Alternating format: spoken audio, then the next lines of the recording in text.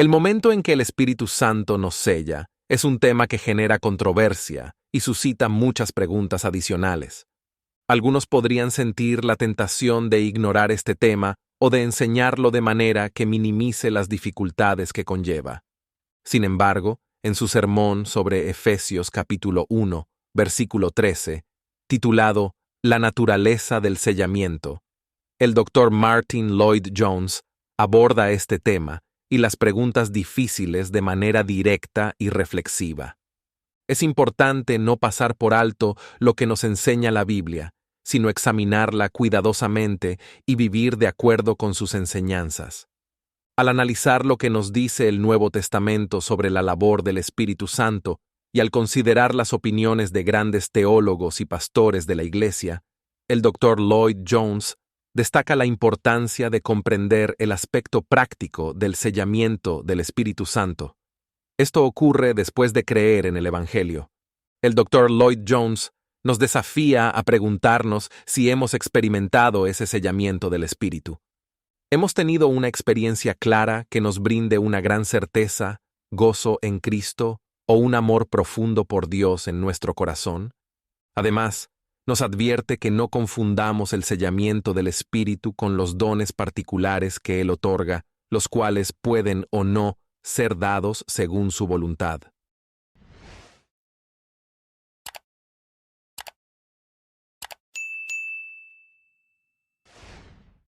Las palabras a las que una vez más me gustaría llamar su atención se encuentran en la segunda mitad del versículo 13 de la epístola de Pablo a los Efesios en el primer capítulo. Y habiendo creído en Él, fuisteis sellados con el Espíritu Santo de la promesa. Debemos abordar más de cerca esta declaración importante porque, como ya he sugerido, esta es una de las afirmaciones más vitales para nosotros como pueblo cristiano en el presente. Si me pidieran hacer un diagnóstico sobre lo que está mal con la Iglesia cristiana hoy y cuál ha sido su principal problema durante varios años, sugeriría que es su incapacidad para entender esta afirmación. Debido a que, por varias razones, hemos interpretado mal la enseñanza del apóstol, la Iglesia ha carecido de poder vital en su capacidad de testimonio y ha recurrido a medios y métodos que no siempre han sido consistentes con la enseñanza de las Escrituras. Es porque los cristianos no han estado manifestando la vida cristiana como debería vivirse, que el mundo ha dejado de interesarse en el cristianismo. La historia de la Iglesia a lo largo de los siglos muestra que cada avivamiento ha venido como resultado de un despertar en la Iglesia entre el pueblo de Dios. El avivamiento comienza en la Iglesia y se propaga hacia afuera.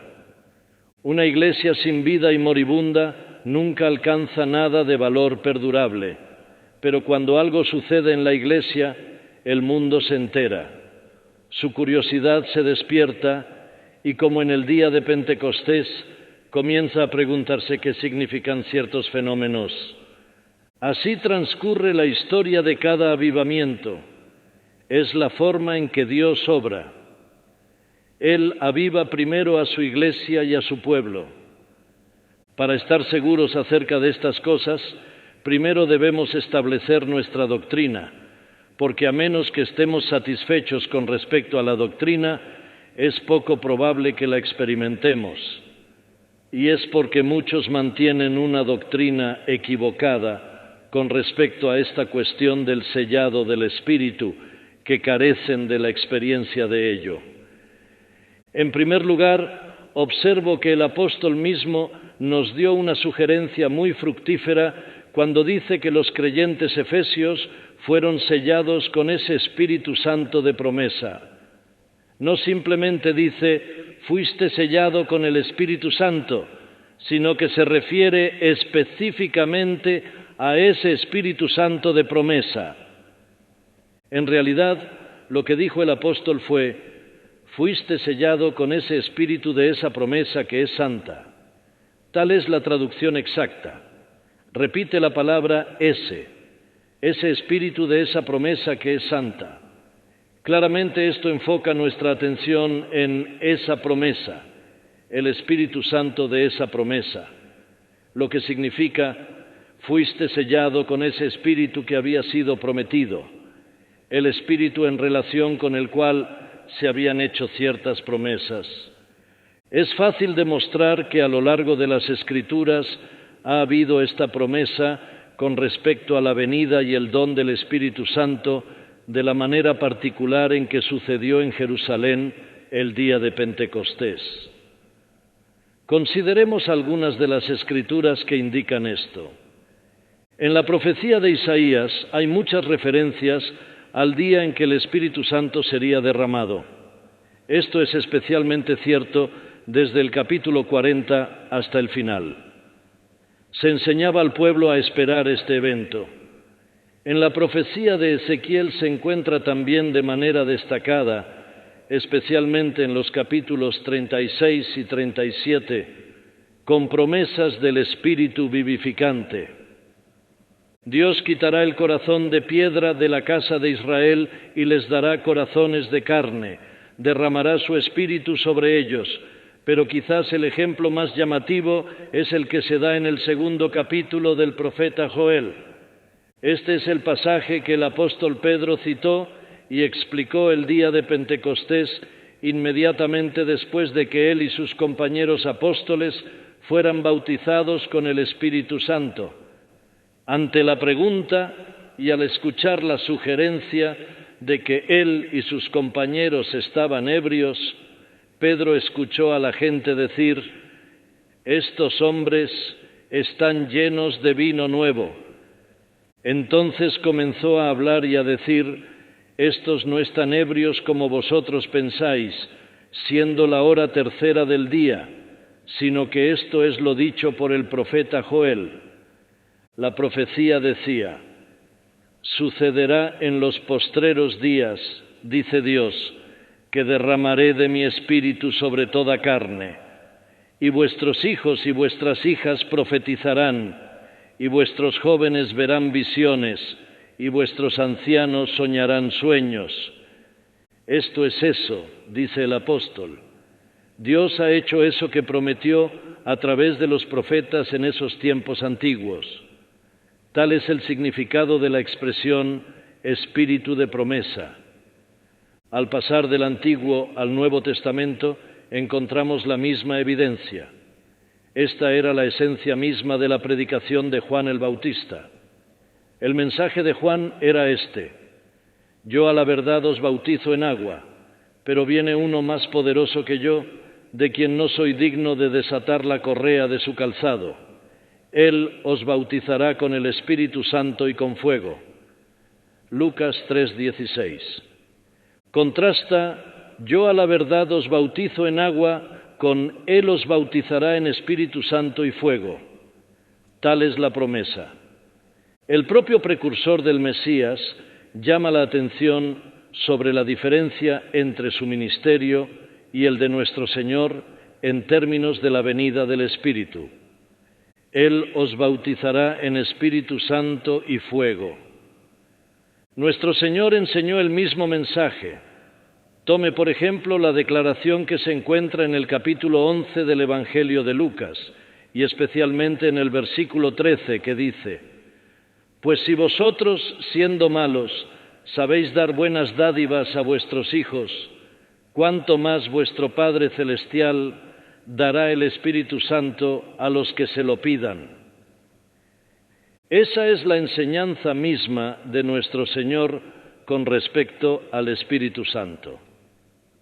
Hay quienes enseñan que, por razones dispensacionales, que esto ya no se aplica a nosotros. Excluyen de nosotros en gran medida la enseñanza de nuestro Señor tal como está registrada en los Evangelios. Para ellos el Sermón del Monte no se aplica a nosotros, y mucho en los Evangelios tampoco. Fueron para los judíos en ese momento, y se aplicarán nuevamente en alguna era futura. Pero seguramente eso es completamente inaceptable. La enseñanza de nuestro Señor es para todos nosotros. les dijo a sus apóstoles, mientras se disponía a dejarlos, que enseñaran y predicaran todas las cosas que él les había dicho. Y he aquí, dijo, yo estaré con vosotros todos los días hasta el fin. Les dio el Espíritu para capacitarlos a obedecer sus mandamientos, y entre las enseñanzas que les dio está: ¿cuánto más dará vuestro Padre Celestial el Espíritu Santo a los que se lo pidan? Lucas 11:13. Hay otra declaración significativa en el 7º capítulo del Evangelio de Juan que trata directamente sobre este asunto, y especialmente el comentario de Juan al respecto en los versículos 37-39. En el último y gran día de la fiesta, Jesús se puso en pie y alzó la voz diciendo: Si alguno tiene sed, venga a mí y beba. El que cree en mí, como dice la Escritura, de su interior correrán ríos de agua viva. Luego viene el comentario de Juan entre paréntesis: Mas esto decía del Espíritu que habían de recibir los que creyesen en él, pues aún no había venido el Espíritu Santo, porque Jesús no había sido aún glorificado. Ahí, una vez más, tenemos una enseñanza clara con respecto a este Espíritu Santo de promesa. Los que creen en mí y no otros, dice Cristo, lo van a recibir. Y Juan nos recuerda que esto es una profecía acerca de algo que sucedería en el futuro. Luego, al pasar al capítulo 14 del Evangelio de Juan, ya hemos visto que es parte de la evidencia sobre este asunto. Nuestro Señor estaba a punto de enfrentar su muerte y dejar a los discípulos. Estaban abatidos y sus corazones estaban angustiados, sintiendo que la vida sería imposible sin Él. Pero Él les dice: no se turbe vuestro corazón, creéis en Dios, creed también en mí, versículo 1, y luego continúa diciéndoles: yo rogaré al Padre y Él os dará otro Consolador, versículo 16. En otras palabras, les promete que vendrá el Espíritu Santo. Los capítulos 14, 15 y 16 del Evangelio de Juan están llenos de promesas sobre la venida del Espíritu Santo y lo que hará por los verdaderos creyentes. Finalmente, llegamos a la declaración crucial en el primer capítulo del libro de los Hechos, a la que ya nos hemos referido, versículos 4 al 8. El Señor les ordenó que no se fueran de Jerusalén, sino que esperaran la promesa del Padre, el Espíritu Santo de promesa, esta bendición de la cual Juan el Bautista y él, el Señor mismo, habían enseñado. Aquí, después de su resurrección, lo está prometiendo una vez más, y nuevamente lo contrasta con el bautismo de Juan. Luego, para rematarlo todo, en el 2º capítulo de los Hechos, en el versículo 33, encontramos la importante declaración hecha por el apóstol Pedro después de que les había sucedido esta gran cosa a él y a los otros apóstoles. Así que, exaltado por la diestra de Dios y habiendo recibido del Padre la promesa del Espíritu Santo, ha derramado esto que vosotros veis y oís. Pedro dice que el Espíritu Santo, tanto tiempo prometido, finalmente se le había dado al Hijo a la luz de su obra perfecta, y el Hijo lo había derramado. El Espíritu Santo que había sido prometido había sido dado finalmente. Mi última cita es Gálatas 3:14, para que la bendición de Abraham viniese a los gentiles por Jesucristo, a fin de que recibiésemos la promesa del Espíritu por la fe. Todas estas escrituras indican que esto sin duda es la explicación de lo que el apóstol quiere decir con el Espíritu Santo de promesa. Entonces, ¿en qué sentido se puede decir que el Espíritu Santo no fue dado hasta el día de Pentecostés? Claramente no significa que el Espíritu Santo no se había dado en absoluto o en ningún sentido hasta el día de Pentecostés. Eso no puede ser el caso porque encontramos que incluso los hombres de la dispensación del Antiguo Testamento tenían el Espíritu. Lo único que David temía después de haber cometido los terribles pecados de adulterio y asesinato se ve en su oración. No me eches de delante de ti y no quites de mí tu Santo Espíritu. Salmo 51, 11. El Espíritu Santo estaba en David. Él era el hombre que era porque el Espíritu Santo estaba en él. Perder el Espíritu era lo único que temía por encima de todo. Cualquier cosa que Dios pudiera hacerle como castigo, ruega que Dios no quite su Espíritu. El Espíritu Santo estaba en todos los santos del Antiguo Testamento, en Abraham, Isaac, Jacob y en todos los elegidos de Dios. Fue el Espíritu en ellos lo que los hizo lo que eran. Eran los hijos de la fe. Y como nos dice Pablo, nosotros como cristianos somos todos hijos de Abraham porque somos hijos de la fe. Abraham, Isaac, Jacob, David y los demás estaban en el reino de Dios. Un hombre no puede estar en el reino de Dios a menos que sea hijo de Dios, y no puede ser hijo de Dios sin el Espíritu. El Espíritu estaba en todos estos hombres. Nuestra posición es que estamos compartiendo con ellos, somos hechos coherederos con ellos de estas bendiciones de Dios. Los discípulos de nuestro Señor ya habían recibido el Espíritu en ese sentido mucho antes del día de Pentecostés. Eran creyentes, y en cierta ocasión nuestro Señor había soplado sobre ellos diciendo: recibid el Espíritu Santo. Esto fue antes del día de Pentecostés, Juan 20, 22. No solo habían creído ya, sino que habían sido capacitados para hacer ciertas obras grandes, y aún así Él les promete el Espíritu Santo. A estos mismos hombres a quienes Él había soplado el Espíritu en esa ocasión, Él les dice: recibiréis esto, seréis bautizados con el Espíritu Santo no muchos días después. Hechos 1:5. Y sucedió en Pentecostés. Entonces, la interpretación de la declaración en Juan 7:39, aún no se había dado el Espíritu Santo porque Jesús todavía no había sido glorificado, es que el Espíritu Santo aún no se había dado de esta manera particular. Ya se le había dado de otras maneras, pero no de esta manera. Esta es una bendición peculiar que aún no había llegado. Habían tenido otras bendiciones, eran creyentes, y sería como creyentes que recibirían esta bendición adicional. Entonces, claramente, esta promesa del Padre es algún don especial del Espíritu Santo que había sido prometido a lo largo de los siglos y finalmente por el propio Señor, incluso por el Señor resucitado. Y Pentecostés vio su cumplimiento. Al definir ese cumplimiento, debemos comenzar con una serie de negaciones. Nos vemos obligados a hacerlo debido al malentendido sobre este asunto. Hacer afirmaciones positivas no es suficiente. Primero hay que ser negativo para corregir lo que se considera una enseñanza falsa.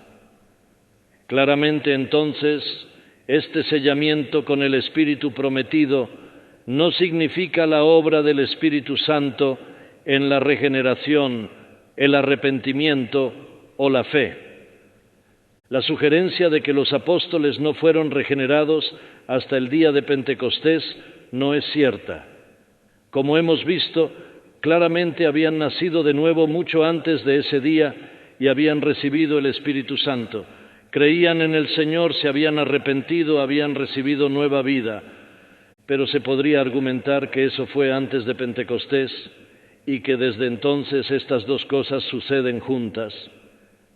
La respuesta a esa afirmación la proporciona el caso de los samaritanos en el 8º capítulo del libro de los Hechos, quienes creyeron en el Evangelio como resultado de la predicación de Felipe. Habían creído en el Señor Jesucristo, lo cual no se puede hacer sin el Espíritu Santo, habían ejercido la fe, habían nacido de nuevo, se habían arrepentido y creído y se habían bautizado, pero aún no habían recibido el Espíritu en el sentido de sellamiento.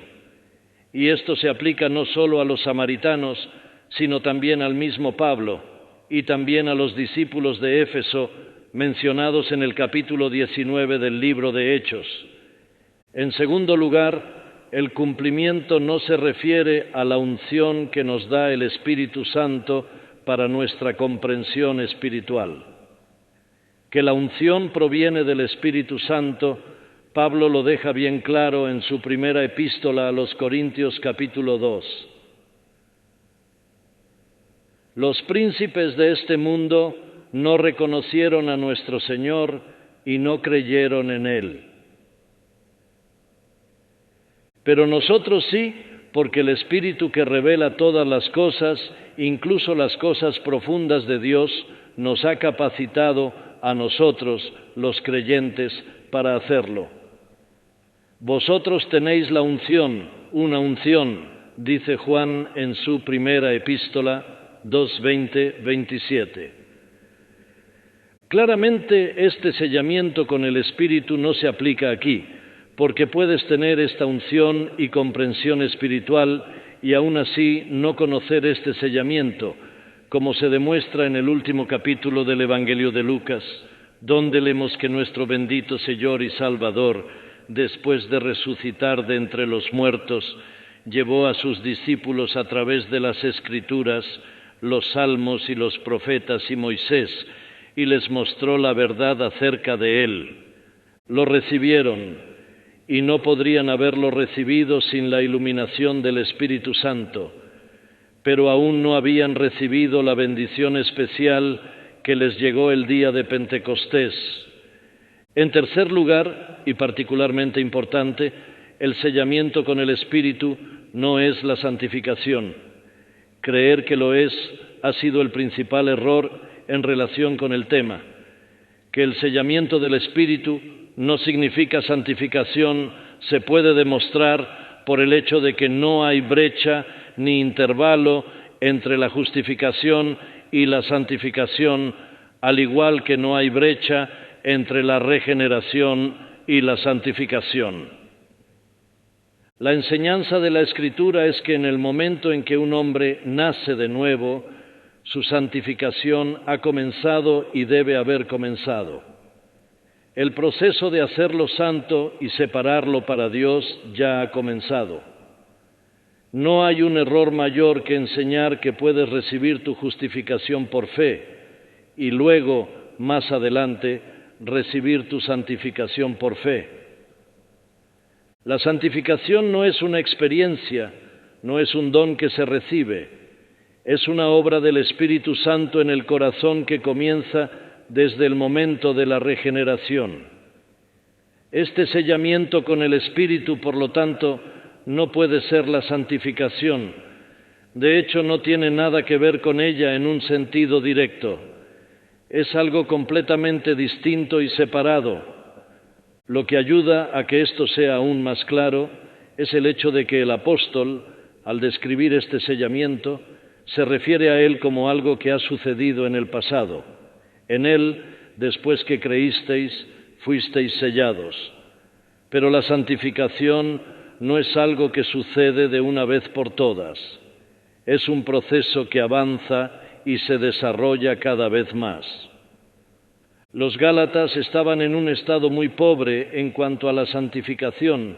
Sin embargo, Pablo dice que habían recibido el Espíritu en este sentido de sellamiento. Lo mismo se aplica a la iglesia en Corinto de manera aún más llamativa. El sellamiento es una experiencia, algo que Dios hace en nosotros, y lo sabemos cuando sucede. No puedes decir eso acerca de tu santificación, que es una obra de Dios en lo más profundo del alma, convenciendo del pecado, llevando a mejores deseos. Es una obra que avanza de manera constante y progresiva, comenzando desde el momento de nuestro nuevo nacimiento. Pero está claro que puede haber, y generalmente hay, un intervalo entre la fe y el sellamiento. Por lo tanto, el sellamiento con el Espíritu y la santificación no son una y la misma cosa. Iría aún más lejos y diría que el sellamiento con el Espíritu ni siquiera es una manifestación del fruto del Espíritu. El fruto del Espíritu es amor, gozo, paz, paciencia, benignidad.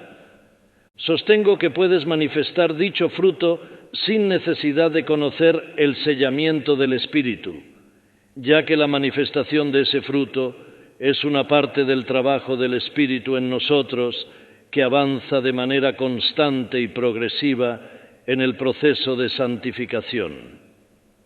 El fruto no aparece de repente, es el resultado de un proceso, es un desarrollo gradual, un madurar. Hay personas que desarrollan y muestran el fruto del Espíritu, pero que no pueden decir que conocen el sellamiento del Espíritu.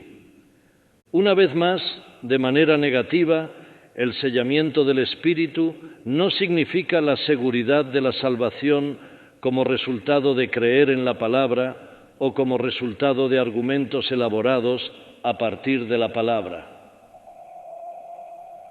La enseñanza común sobre la seguridad de la salvación es que la forma de dar a las personas seguridad es llevarlas a las Escrituras y luego preguntarles: ¿creen que esta es la palabra de Dios? Si dicen que sí, entonces se les señala que la Escritura dice: el que cree tiene vida eterna, con muchos otros pasajes como por ejemplo: el que cree no vendrá a condenación, porque Dios amó al mundo de tal manera que dio a su Hijo unigénito, para que todo aquel que en Él cree no perezca, sino que tenga vida eterna. Juan 3:16. Luego se les pregunta: ¿creen en Él? Si lo hacen, se les dice nuevamente: la palabra dice que si crees en Él, tienes vida eterna. Entonces, si creen, deben tener vida eterna, y eso se convierte en la base de su seguridad de salvación. Se deduce de esa manera a partir de las Escrituras. Pero eso no es el sellamiento del Espíritu, aunque está bien hasta cierto punto. Otro tipo de seguridad es aquella que se obtiene razonando a partir de la primera epístola de Juan, una epístola que se ocupa principalmente de la cuestión de la seguridad de la salvación. Según Juan, hay varias pruebas que podemos aplicar en este sentido. Por ejemplo, sabemos que hemos pasado de la muerte a la vida porque amamos a los hermanos. 3:14. Otra es que sabemos que somos cristianos si guardamos sus mandamientos y si creemos en el Señor Jesucristo, y así sucesivamente. Si podemos decir honestamente que amamos al pueblo de Dios y preferimos su compañía a cualquier otra, debemos ser cristianos. Y si llegamos a una respuesta satisfactoria similar a las otras preguntas, podemos estar seguros de que somos verdaderos cristianos, independientemente de las dudas que puedan surgir en nuestros corazones. Estas pruebas de la primera epístola de Juan son más exhaustivas y mejores pruebas que aquellas que se basan objetivamente en la Biblia. Pero las dos, tomadas juntas, brindan sólidos fundamentos para la seguridad. Y sin embargo, estoy sugiriendo que el sellamiento del Espíritu es más de lo que hemos considerado hasta ahora. Es una forma de seguridad aún más fuerte y elevada. Incluye las bendiciones mencionadas, pero va más allá de ellas.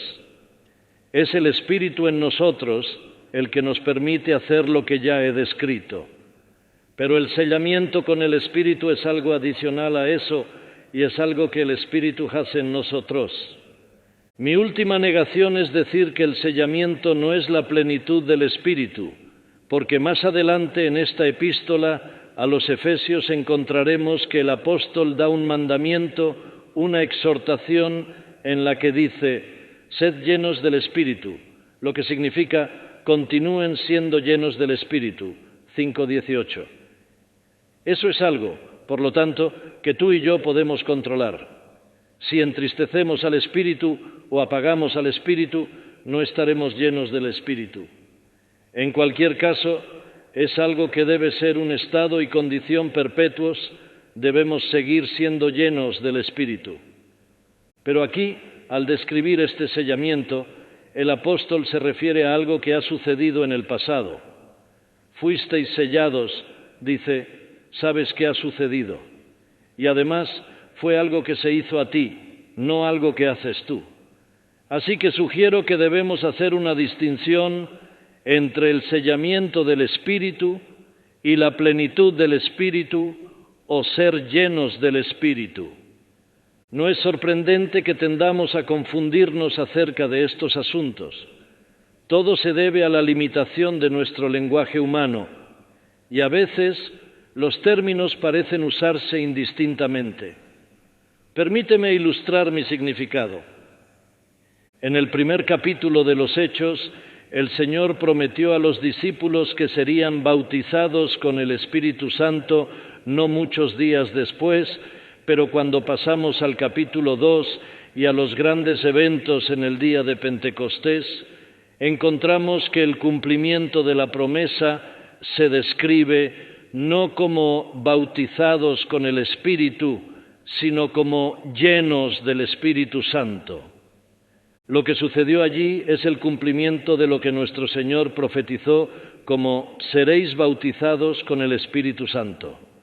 Pero la palabra bautizados no se usa en el capítulo 2 de los Hechos. La palabra que se usa es llenados. Claramente, los términos se usan indistintamente.